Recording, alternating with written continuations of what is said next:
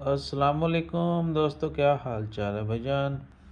Application तो update हो गई ने। अच्छा जी, अगर किसी बंदे ने अभी तक नोटिस नहीं किया तो अगर आप नेटवर्क पे जाते हैं, टुगेदर ओमान, ओमानटेल का नंबर है और उन्होंने स्टेटस अपडेट किया है टुगेदर ओमान, यानी साइक्लोन के बाद आपको पता है सुई खबूरा में अल्लाह ताला रहम फरमाए और तमाम लोगों को महफूज रखे और जल्द तेज़ रिकवरी दे।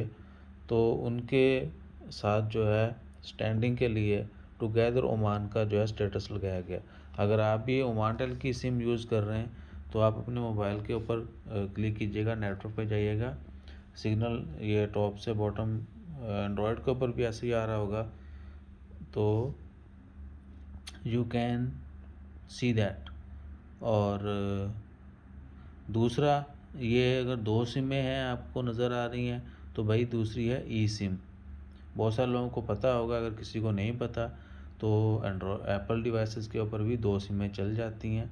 एक ई सिम होती है, एक आपकी मेन सिम होती है। ई सिम जो है वो आप जो सी भी सिम आप यूज़ कर रहे हैं उन्हीं से आप ले सकते हैं। आई थिंक खलास, यस वी आर डन। अपना ख्याल रखिए और हमारा ख्याल रखने के लिए लाइक शेयर सब्सक्राइब कीजिए। जज़ाकल्लाह, अल्लाह हाफिज़।